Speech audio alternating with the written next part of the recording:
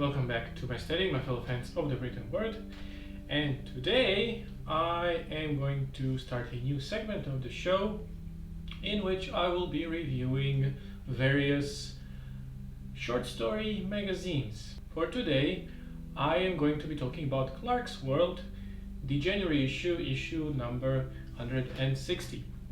It is an issue with 3 stories that were published in English and 2 stories which were translated from Korean and Chinese respectively. First story is called, let me preface this.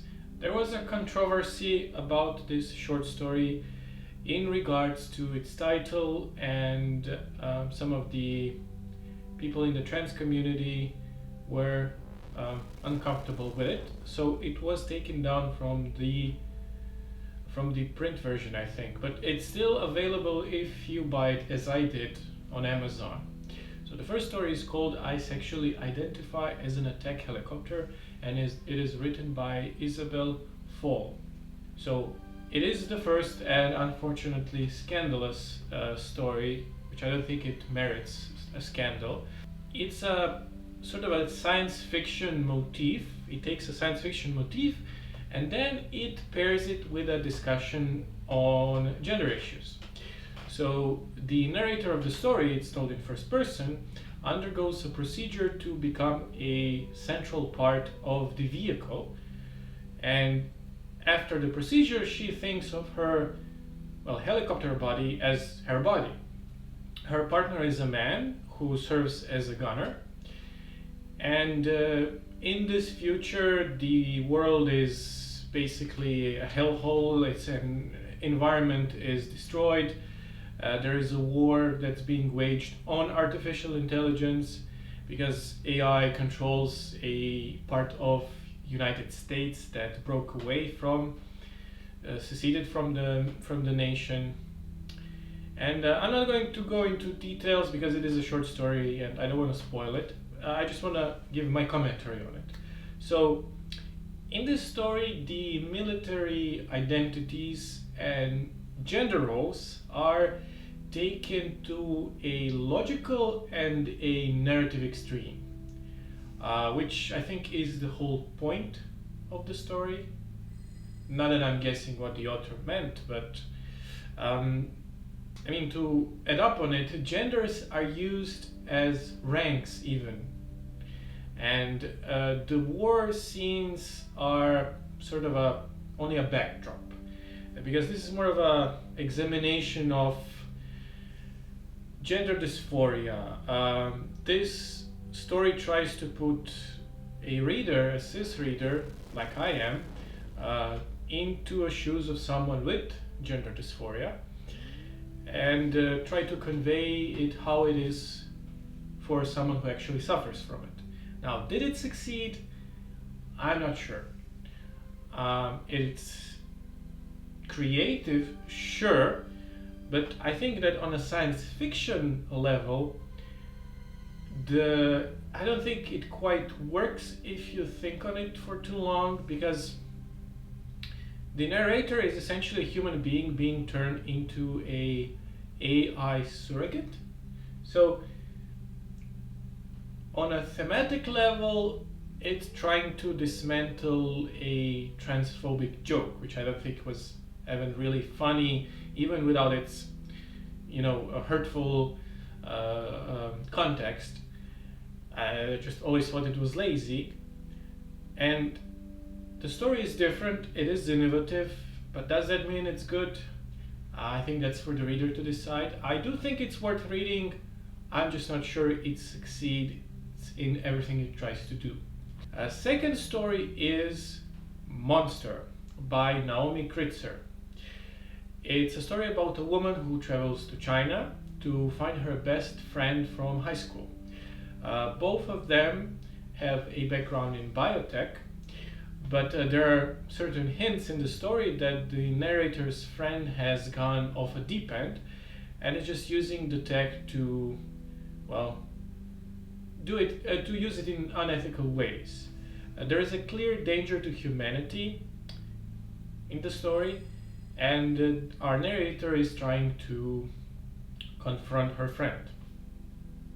What did I think about this story?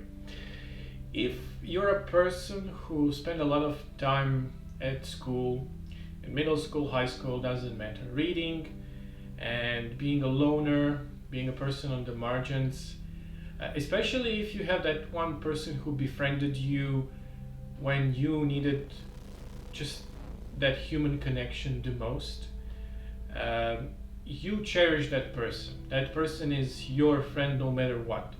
So how do you give up such a person even if you know that they're sort of past the point of no return, of forgiveness?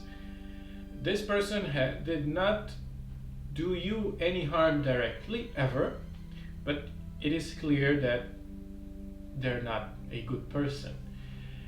And I think this is perfectly encapsulated in the quote by the main character.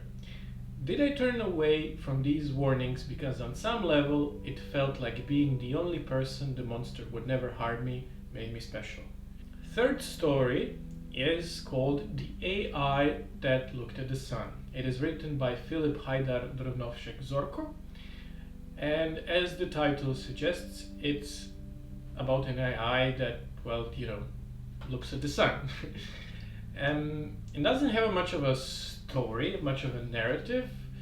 It's kind of a mood piece. The author explores the relationship between language and this abstract nature of our perception of the real, but real in a real physical world sense.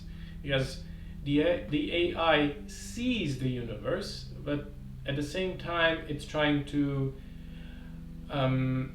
approach it differently because it doesn't have eyes, but since our perception is so closely tied to language, it's hard to divorce those two abstract things. Fourth story is called The Last to Die. It's written by Rita Chang Epic. I'm sorry if I pronounced that wrong. Futuristic story. So sometime in the future, transhumanism reaches its breaking point, where it's commonplace to download one's consciousness into an artificial body, which essentially makes a person immortal. Those who don't want to undergo these procedures live in isolated communities. And of course, what happens when a person with an artificial body moves into such community? What did I think of it? This is the first story that's told in third person, and prose-wise, I enjoyed for the better part some tinges of the hard-boiled prose.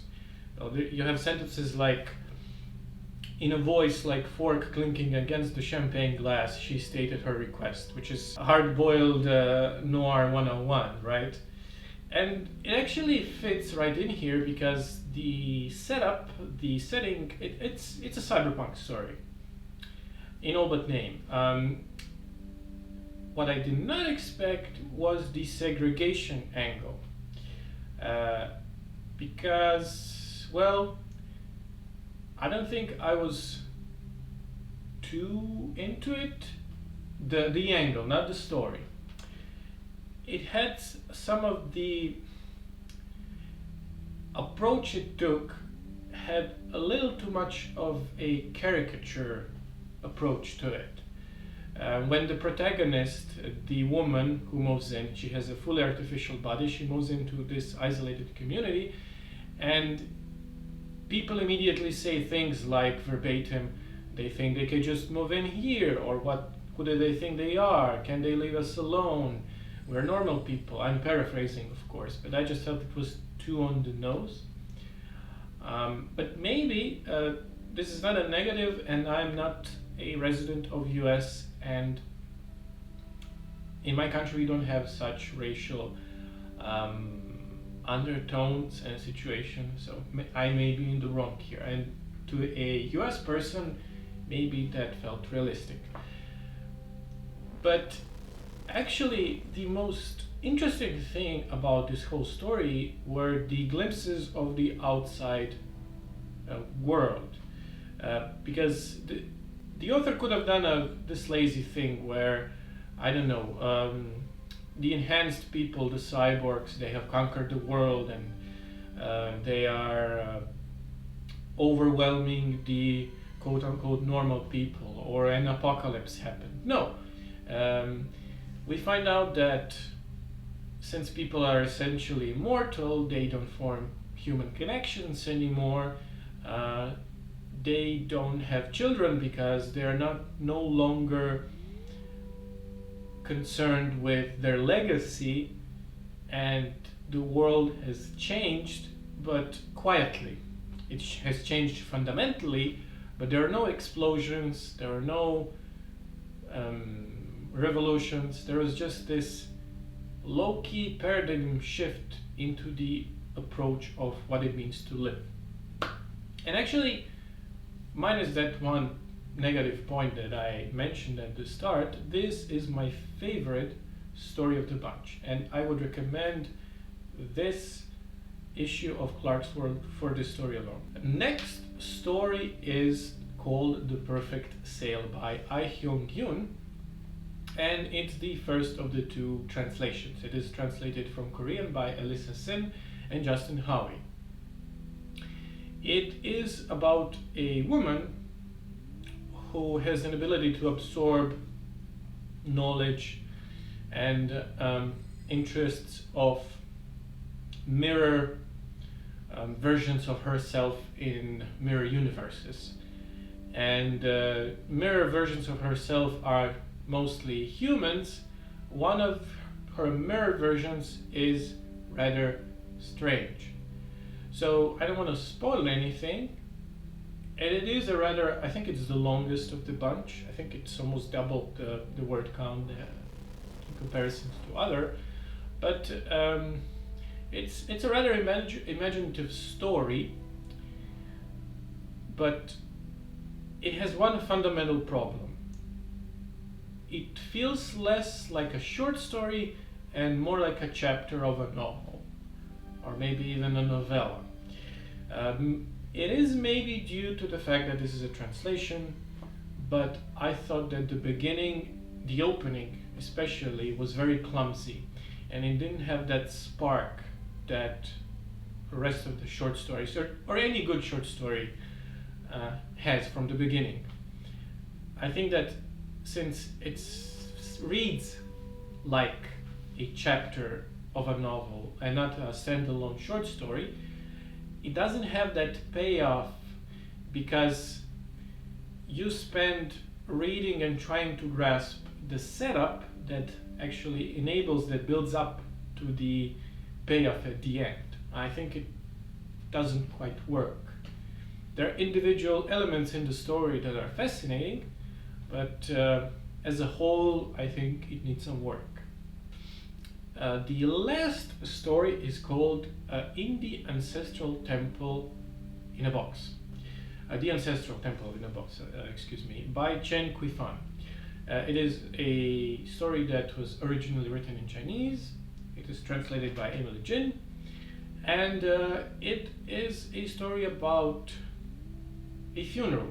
The narrator's father has died, and his last request was for his son to visit their temple, their ancestral temple.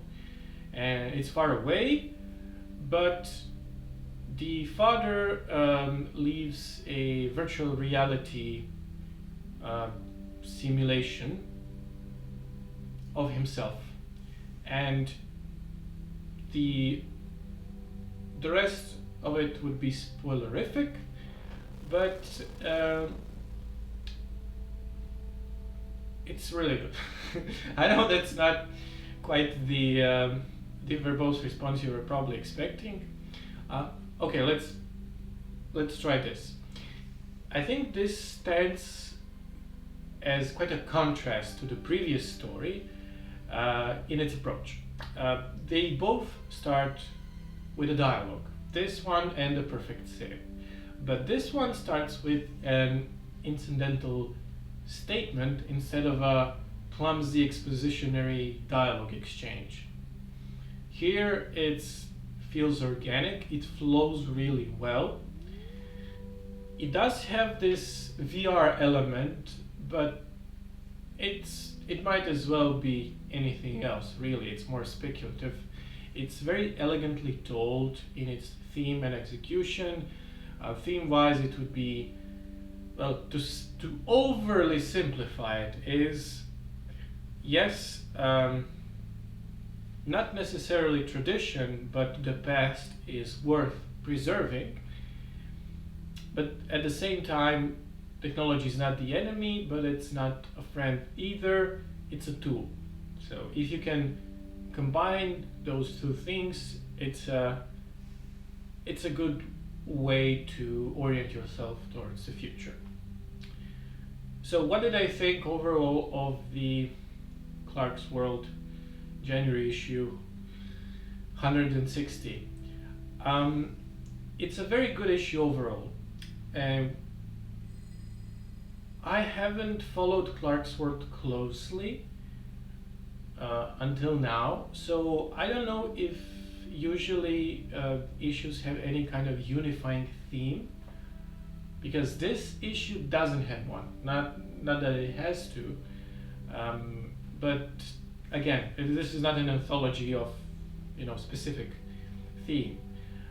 But I do think it's worth the price of admission. I will not be mentioning the forewords and essays and everything else.